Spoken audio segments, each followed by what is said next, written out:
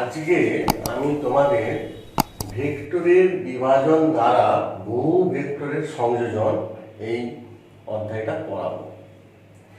তো এটা পড়াতে গেলে আমাদেরকে ভেক্টরের বিভাজন সম্পর্কে জানতে হবে, যেটা তোমাদেরকে এর ঠিক আগের ক্লাসে ভেক্টরের বিভাজনটা পড়িয়েছিলাম ডিটেলসে।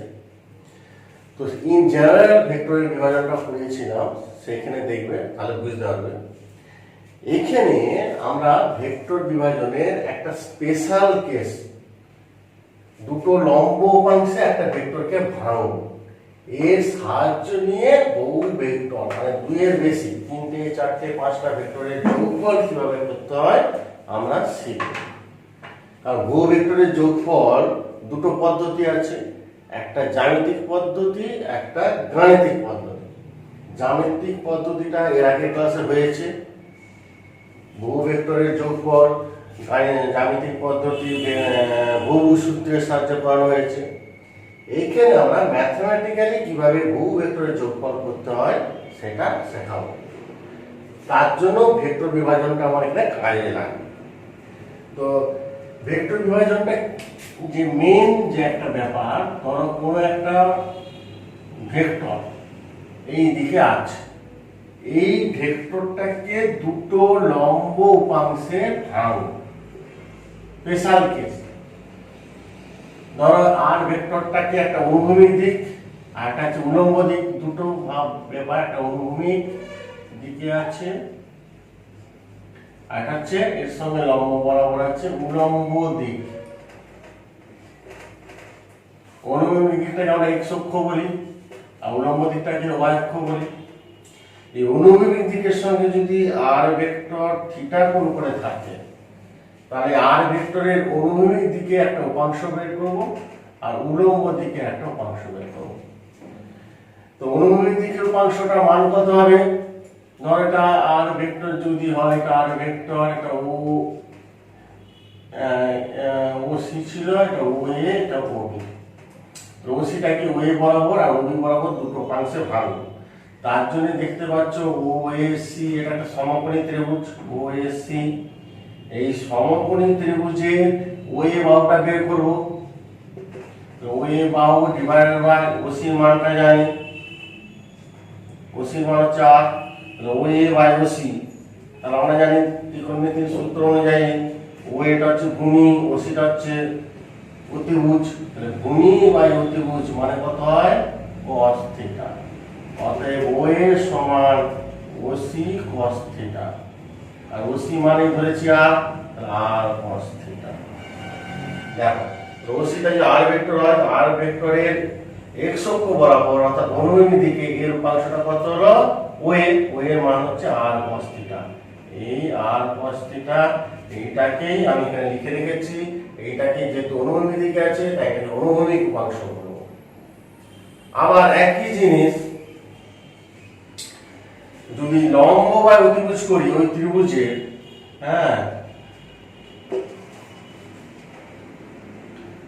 এসি লম্ব আর ওসি হচ্ছে অতিভুজ, লম্ব বা অতিভুজ সমান আমরা কি জানি? sin theta. তাহলে এসি সমান কি জানি? OC sin theta. ওসি মানে হচ্ছে কত? আর sin থিটা। তাহলে এটা গেল আর sin থিটা। আবার এসি মানে ওবি, এর সঙ্গে এটা সমান, এটা আর sin থিটা হলে এটাও কত হবে? এই সাইডটা হবে আর sin থিটা। তাই অনুভূমিক উপাংশ আর cos থিটা, আর এটা আর sin থিটাটা এর সঙ্গে লম্ব বরাবর আছে বলে এই আর sin থিটাটাকে বলা হয় উলম্ব উপাংশ। এই দুটো উপাংশে আমরা যে কোনো ভেক্টরকে ভেঙে নেব, ভেঙে নিয়ে সংযোজন করব একাধিক ভেক্টরে। তাহলে আমাদের ইন জেনারেল যে ফর্মুলাটাতে দাঁড়ালো, যে কোনো ভেক্টর যদি আর হয়, তার সঙ্গে থিটা কোণে যেই দিকে থাকবে সেই থিটা কোণের দিকটা হবে cos টার্ম আর cos থিটা, আর cos থিটার সঙ্গে লম্ব দিকের টার্মটা হবে আর sin থিটা। এটা মনে রাখলেই হবে। আর অনুভূমিক দিকের উপাংশটাকে বলা হবে অনুভূমিক উপাংশ, আর তার সঙ্গে লম্ব দিকেরটা বলা হবে উলম্ব উপাংশ। ঠিক আছে? ধরো এরকম একটা এক্সাম্পল দেওয়া যায়, তোমরা বুঝতে পারবে। রোলার ঠেলা সহজ না টানা সহজ? ধরো একটা রোলার আছে, হ্যাঁ, এই রোলারটা আমি টানছি, রোলার টানার ক্ষেত্রে রোলার আমি টানছি, রোলার টানছি, ধরো অনুভূমিকের সঙ্গে একটা থিটা কোণ করে একটা এ বল প্রয়োগ করছি, তির্যক যদি এই বল প্রয়োগ করে যদি আমি রোলারটাকে টানছি, টানলে কি হবে, এই যে তির্যক বল, এই বলটা অটোমেটিক্যালি দুটো লম্ব উপাংশে বিভক্ত হয়ে যাবে। যেই দিকে থিটা কোণ বললাম তার সেই দিকে এফ বলের উপাংশ কত হবে, এ cos থিটা, আর এর সঙ্গে লম্ব দিকের উপাংশ হবে এ sin থিটা। আর রোলারের ওজন mg সব সময় নিচের দিকে কাজ করে, তাহলে দেখতে পাচ্ছ এই বলটা দুটো উপাংশে ভাগ হয়ে গেল। এইটা হচ্ছে লম্ব উপাংশ, কারণ পরস্পরের সঙ্গে লম্ব বরাবর আছে।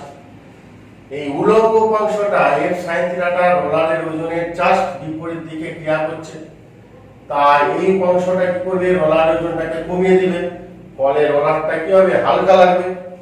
এবার অনুভূমিক উপাংশটি এর বলের এই অনুভূমিক উপাংশটা এটা কি করবে, রোলারটাকে সামনের দিকে এগিয়ে যাওয়ার জন্য প্রয়োজনীয় বলের সরবরাহ করবে, ফলে রোলারটা হালকা লাগবে এক নম্বর, আর দু নম্বর সামনের দিকে এগিয়ে যাবে। তাহলে রোলার টানার ক্ষেত্রে সহজ, টান রোলার টানলে কি হবে, রোলার হালকা লাগবে এবং সামনের দিকে সহজে আমরা এগিয়ে নিয়ে যেতে পারবো। এবারে যদি রোলার ঠেলা হয়, ঠেলার ক্ষেত্রে কি হয়,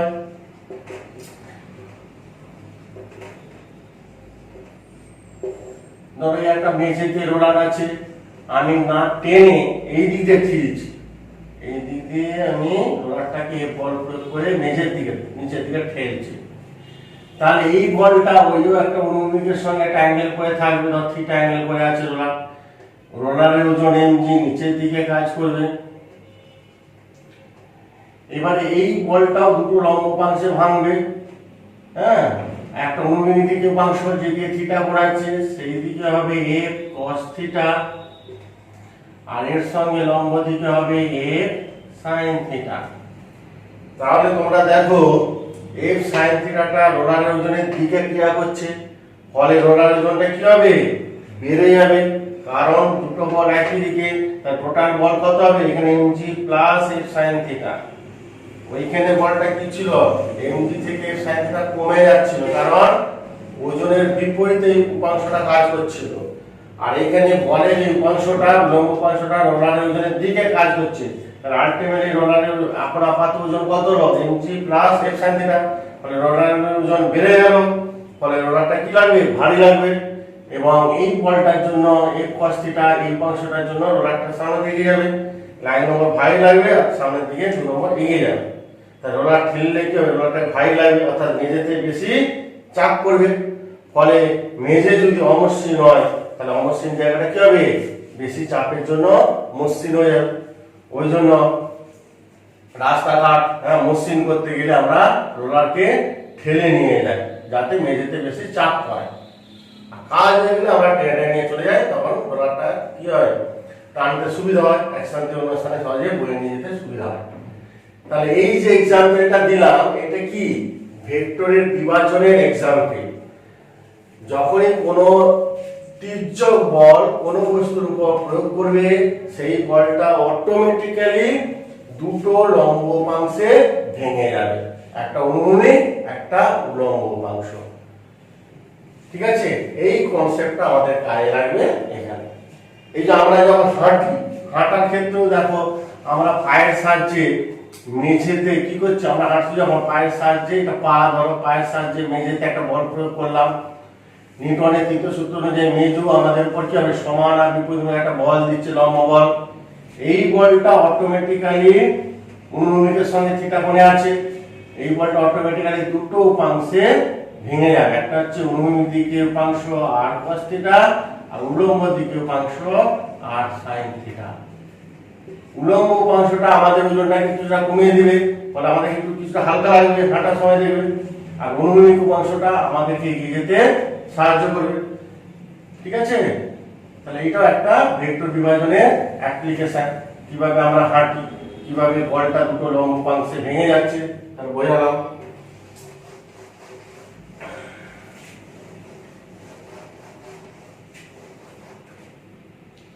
এবারে ভেক্টর বিভাজন দ্বারা বহু ভেক্টরের সংযোজন কিভাবে করব আমরা আলোচনা করছি।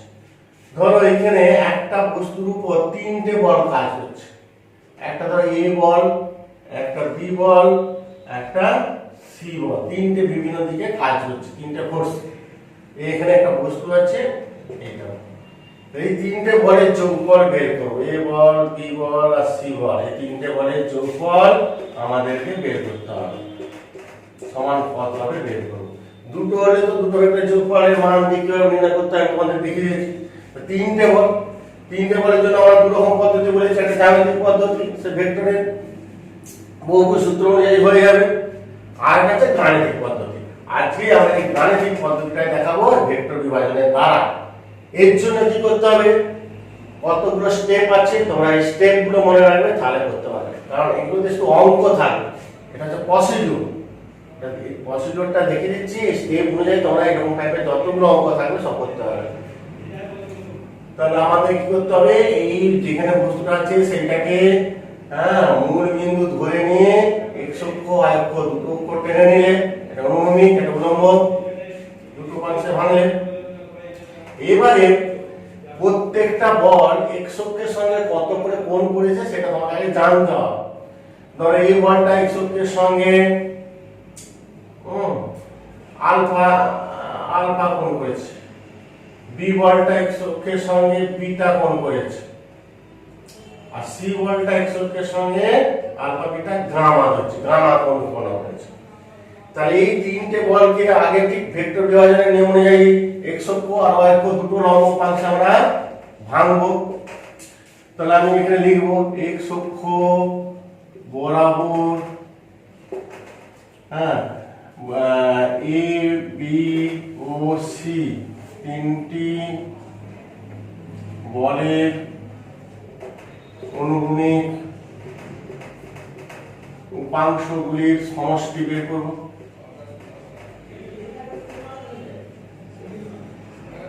সমান হচ্ছে এটা x অক্ষ বরাবর, তো আর x হচ্ছে বের করব। আবার ঠিক সেরকম y অক্ষ বরাবর করব, y অক্ষ বরাবর ওই বল তিনটি উলম্ব উপাংশ হবে, এটা উলম্ব উপাংশগুলির সমষ্টি সমান আর y হচ্ছে, এগুলো বের করব। তাহলে এ বলের x অক্ষ বরাবর উপাংশ a cos আলফা আর উলম্ব উপাংশ a sin আলফা, ঠিক আছে। ঠিক সেরকম এবার বি বলে x অক্ষ বরাবর উপাংশ কত হবে, বিটা কোণ আছে, বি বল বি cos বিটা আর উলম্ব উপাংশ হবে বি sin বিটা। ঠিক সেরকম সি বল x অক্ষের সঙ্গে গামা কোণ আছে, তাই সি বলের x অক্ষ বরাবর উপাংশ হবে সি cos গামা আর উলম্ব উপাংশ হবে সি sin গামা, ঠিক আছে। অনুভূমিক উপাংশগুলো cos টার্মে হবে আর উলম্ব উপাংশগুলো sin টার্ম। এবার এগুলো সব x অক্ষ বরাবর একই দিকে আছে বলে যোগ করে দিচ্ছি, এগুলো সব y অক্ষ উলম্ব উপাংশ উপর দিকে আছে একই দিকে, তাই টোটাল বল তিনটে যোগ করেছি, যোগ করে এটাকে ry ধরেছি, এগুলো যোগ করে rx ধরেছি। তাহলে সিস্টেমটা কেমন দাঁড়ালো, যোগ করার পর হচ্ছে আমি এইটা হলো rx যোগ করার পর আর এই আর এগুলো যোগ করার পর এটা হচ্ছে ry, এটা হলো ry। তাহলে এই যে rx আর y দুটো মান পেলাম, তিনটে থেকে দুটো পেয়ে গেলাম, এই দুটো আবার লব্ধি বের করব।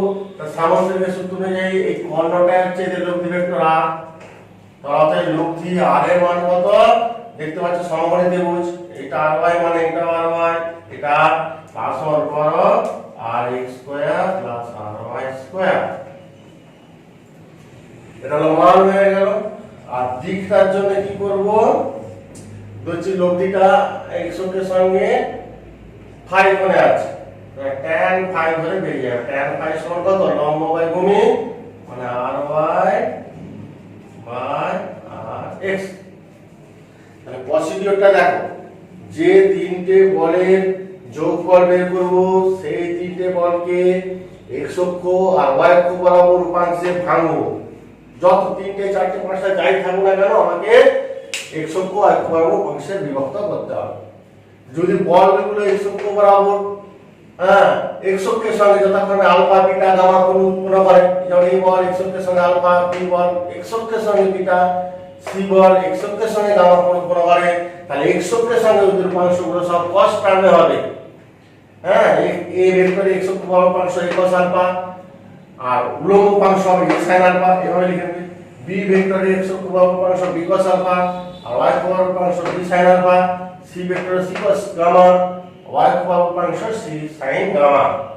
এগুলো সব একই দিকে চলে যোগ, x অক্ষ বরাবর এগুলো y অক্ষ বরাবর একই দিকে চলে এগুলো যোগ, যোগ করে একটা নির্দিষ্ট মান পাওয়া যাবে, সেটাকে ry ধরেছি, এটাকে ধরেছি rx।